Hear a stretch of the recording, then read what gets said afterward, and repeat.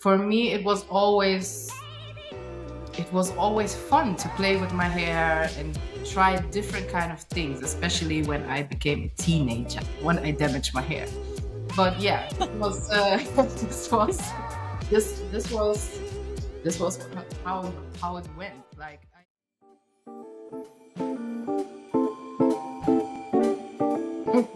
I'm delighted to welcome Zena, a global hair artist, onto the show. Thanks for joining us today. Thanks for having me. Cool. So, to get us started, I'd love to start from the beginning for folks.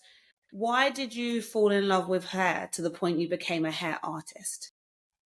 A very good question. I would say it really started in my childhood, in my early childhood, and I liked just to do my dolls' hairs, and I was always busy with my dolls. I don't know. And then it swapped over in school in our break time. I was just doing all my friends' hairs, like I was doing cornrows, and they were just waiting all the time for me to do their hair, and I really enjoyed it. And this is how it really started. But I must say, there were a lot of years where I forgot about where my passion for hair was. But this is the beginning of the story. Yeah. Okay, so Barbie and cornrows. Yeah. That's how it started. Okay, I never thought I was going to hear that. You're from Germany, and you're actually the first person I've spoke to in the industry that's outside the UK and US. So I'm super excited because every market and everyone's journeys will be different culturally. What was it like learning cornrows and kind of about textured hair from where you're sitting in Germany? Hi, so I must say, I grew up with my parents. My mom is a German and my dad is from Mozambique. So I do have curly hair. And my mom was doing the best when I was a little child to, do my hair and do all the little cute stuff she could. But I was always interested in my hair. I never thought of what I hear today of for grown women, that, the things you typically hear that are a little bit negative about their hair. And for me, it was always fun to play with my hair and try different kind of things, especially when I became a teenager, when I damaged my hair. But yeah, this was this was this was how it went. Like I did never learn it somewhere, not really. Um, I can tell that from the age when I was 6, there was an auntie who was taking care of my hair all the time, and she was really rude and rough, and I was behaving and trying not to cry.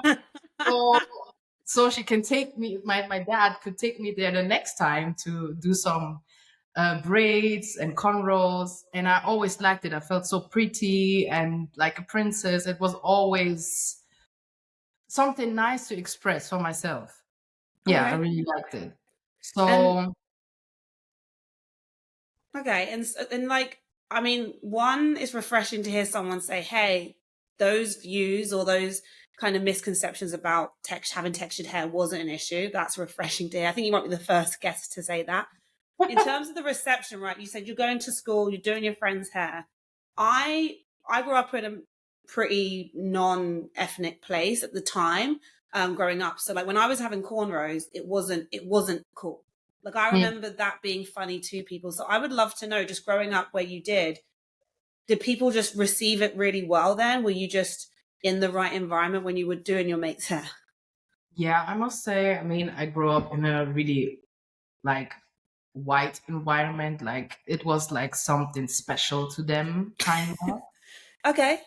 Um, I mean, they were always really excited about it, and usually you see them. I mean, it was straight hair what I was braiding in my break time. My friends have been immense. Also, I must say, I was one of the only POC kids at my school. I mean, we had another boy, but so it was not really as if it was not really something that they knew what this really is. So they were just liking it, Oh and wow. Okay. I was open just to do it for them. I mean, I really liked Okay. doing it.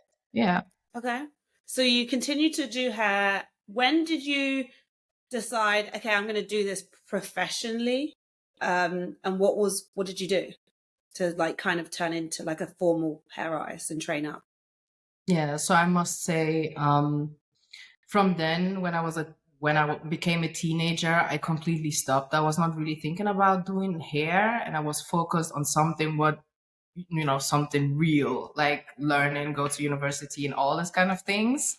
And they were like, my family was addressing it to me, like maybe I should try to go for it and go in this niche. But then I was like, no, you're not getting any money from that. So felt like let me just not focus on it no more. Yeah. It's as if it was more like a dream, like something I like to do, but I did not really saw a future vision. So, and after a while, after I went to university, I did all the things. I always did hair as a side hustle, for people. I did cornrows, I did braids for men and women. Let's say just the normal kind of hairstyles that we all know and appreciate, or also protective hairstyles, however you would like to call them.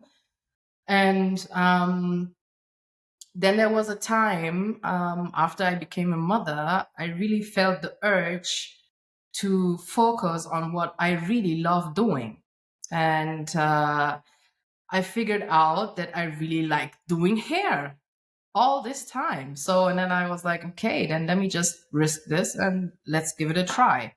So the beginning was really rough. I started having home clients, and after that experience, I felt like, Mm-hmm. no, better I'm gonna go and uh, provide the service for the people and drive to their home and do it. But it was not really satisfying to me, because it was always the standard, and where I come from, the people, they are not really open to express a more unique style of wearing the hair. It was very normal to me, and I felt like I have more ideas to show, Mm-hmm. and I would like people to wear something unique and express that, and don't be shy. Go outside in a village and be the only living bird outside. Let's just embrace. Let's be peacocks. You wanted people to like step into being like that peacock where they are. Yeah. I mean, You know what I yeah. mean about the peacocks, and like they just look fabulous, right?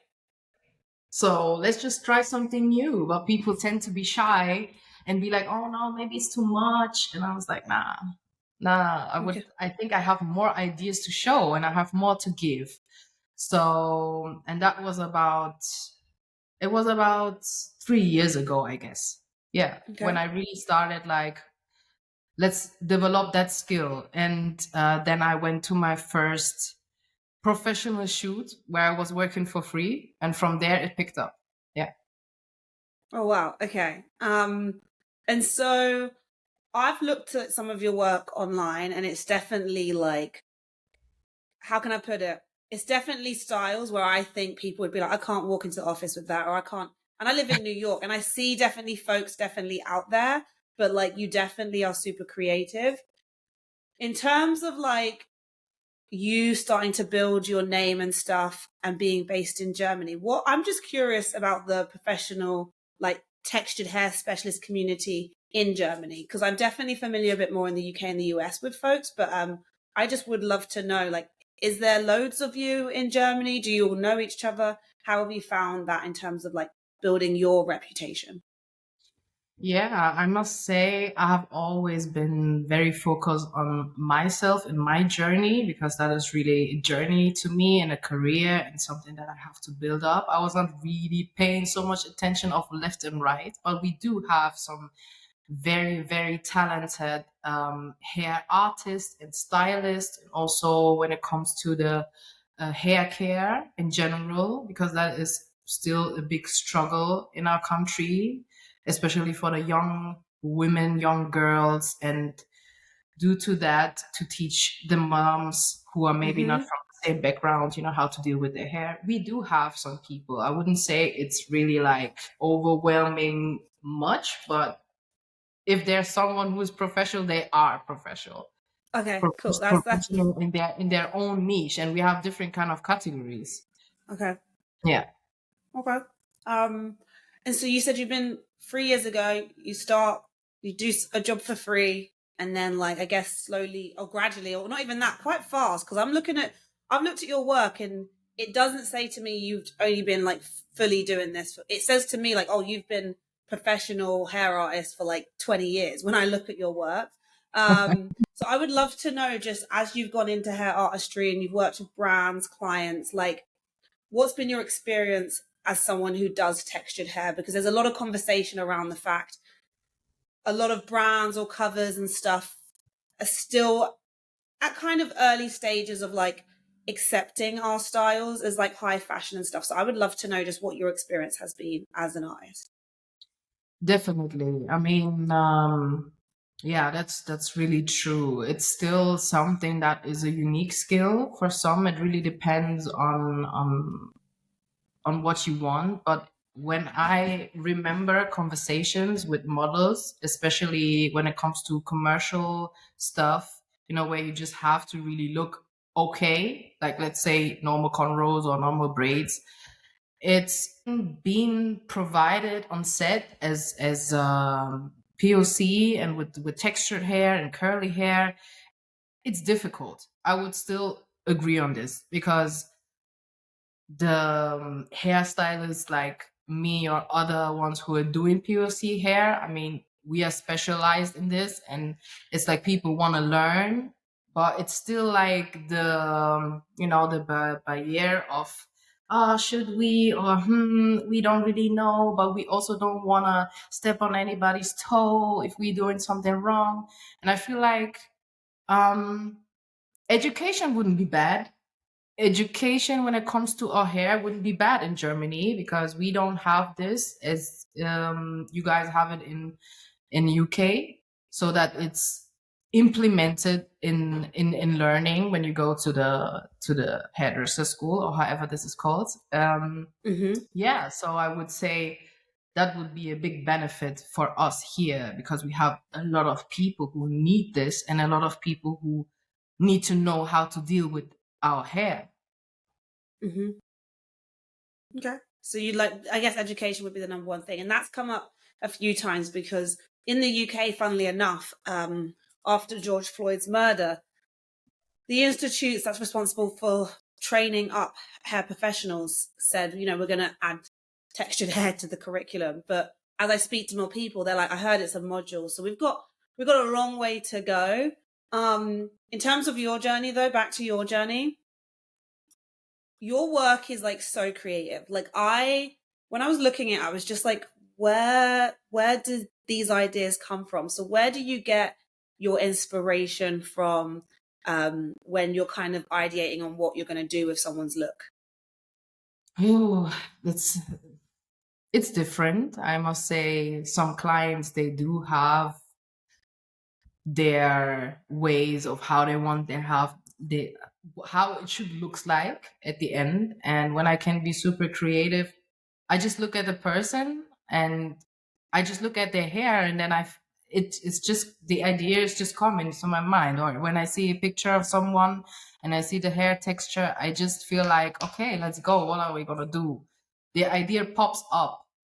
That's why I was written in my profile hair manifestation, because it is just what it is. It just comes into my mind and I feel like, okay, let's do it. But most of the time, lucky me, it's successful when I do something.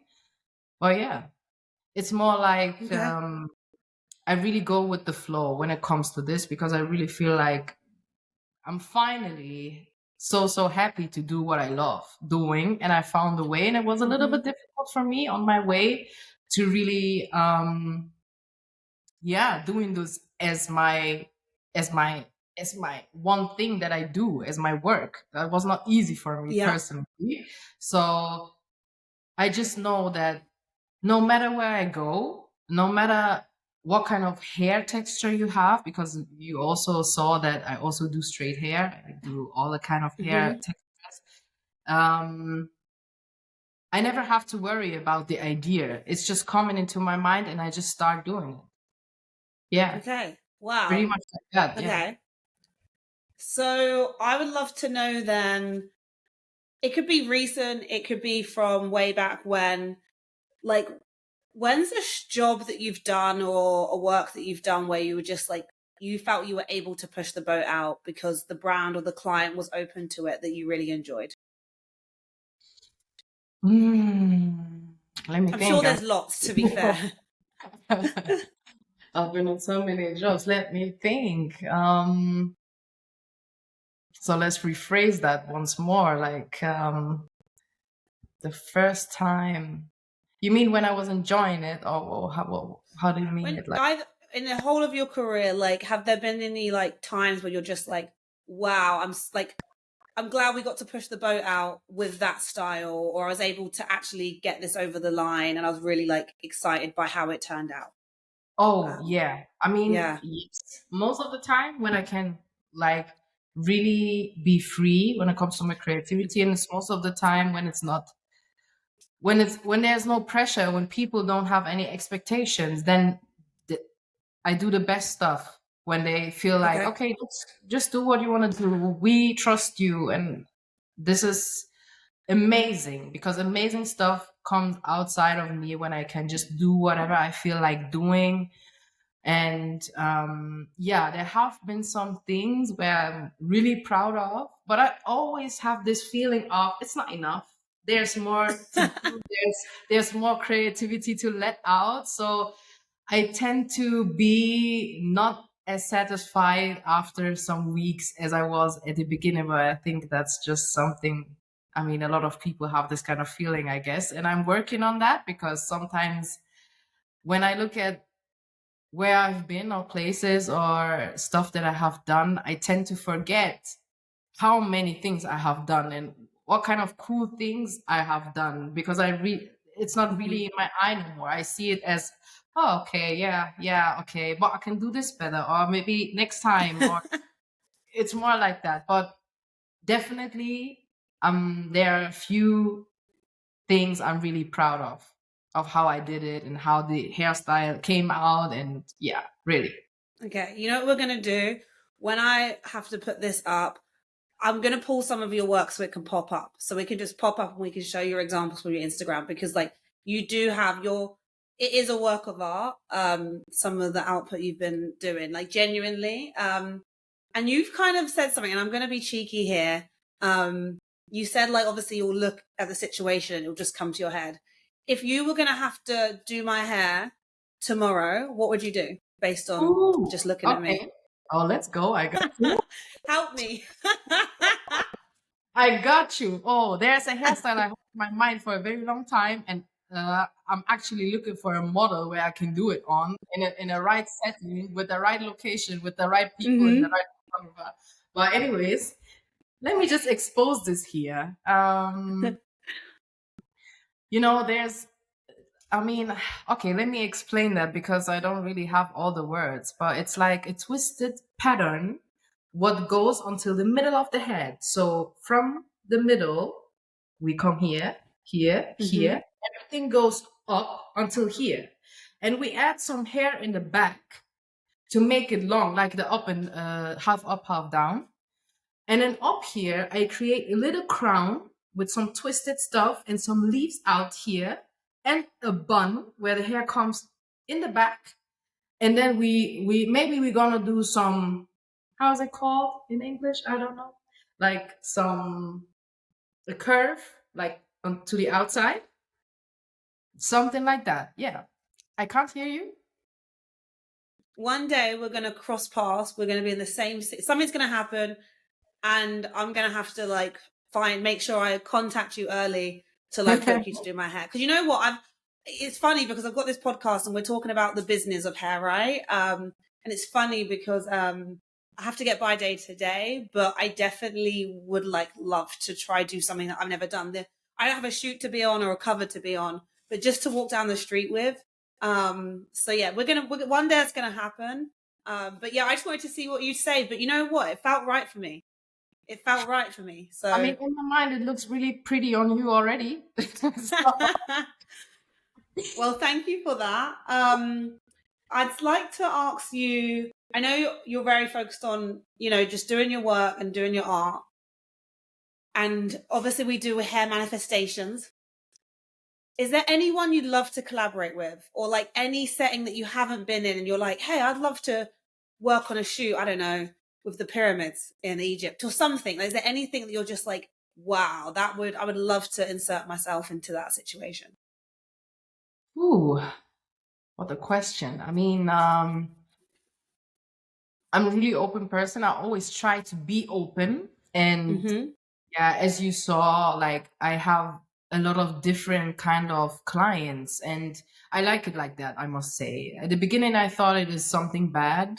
Like maybe I should just focus on one thing because I'm like a trailblazer everywhere and I do every hair and I do every style. And I was like, oh my God, help. Is this right what I'm doing? But with time, I was like, okay, fine. Yeah, it's okay. It's good. I can do what I can do and it's fine. I should just let it out. And I must say, I can't really think of a scenario I would like to do because for me, it's really something I enjoy doing. So wherever Mm-hmm. God is leading me to, I'm happy to receive it. Honestly saying, Mm-hmm. um, but what I really liked, I was at the Fashion Week this year in Berlin, and we did some very small cornrow styles on a POC models. And I must say, I haven't made cornrows in a while, but this year was a cornrow year again. And Mm-hmm. I enjoyed it so much because this was something what I really, really like doing in my childhood, cornrows, right? So Mm-hmm. I can't really think of something, but Okay. the journey have surprised me already so Yeah. much. And I like being surprised in Okay. general. Let's keep So it that way. Let's keep it yeah, that way. I love what you said about cornrows because it's so funny to now see that happening in fashion, right? I remember growing up and it was like, I remember really clearly a bunch of boys at school laughing because I just had the cornrows going back and I knew oh, they were laughing at my hair. And it's so funny because now I like see models looking amazing with their hair and it's like, I don't know, it feels good for it now to get like its recognition and appreciation. yeah. Um, in terms of the current state of textured hairstyling, what excites you? Because I can tell I'm loving this conversation and like you definitely love what you do. Um, for the industry at large, as every brand starts to say, "Hey, we love textured hair," and "Hey, we want you on shoots," like, what are you excited about? I mean, I think you can just do so many stuff with texture hair. Like the ideas are endless, the styles are endless. If you want to keep it even in a natural state, what you can do, if you want to twist it, if you want to curl it, if you just want to make the hair bounce, if you want to straighten it out and leave it like a big fro, however you whatever you want to do, like there are so many options to deal with the hair. And you don't have this the whole bunch of stuff or how can I say, it's like you can't really do this with every hair. It's textured hair you can do everything with, and that is what I really like about the hair. Okay. No limits. No limits. Yeah, Any advice for aspiring hairstylists who are trying to focus on textured hair, trying to kind of do the things that you're doing now? Any advice for them? I mean, I would say don't be shy. Don't be shy, because some people tend to be a little shy even though, like, when they're not from the same culture, because this is also another point here in Germany especially. Mm-hmm. So I would say if you know what you are capable of, just keep pushing. And even if there's an experience that maybe didn't went well, keep pushing, because the value comes from within. That's really what I can say. Okay. And so before we wrap up, where can people find you? Where can they follow you and join you on your journey as you continue to do hair art? Definitely at the moment, the main channel would be Instagram. So if there's something to see, definitely there, because I'm still working on my TikTok. But yeah, we have a different relationship, but I'm trying to get better. So yeah, Instagram definitely, ZeeZee Does, or also on my website, you can check it out. Yeah, I would appreciate it. Well, thank you for coming on the show. Thank you for sharing your journey. Thank you for manifesting what my hair should look like. And yeah, thanks for coming on. Thank you too. Thanks for having me. It was really nice.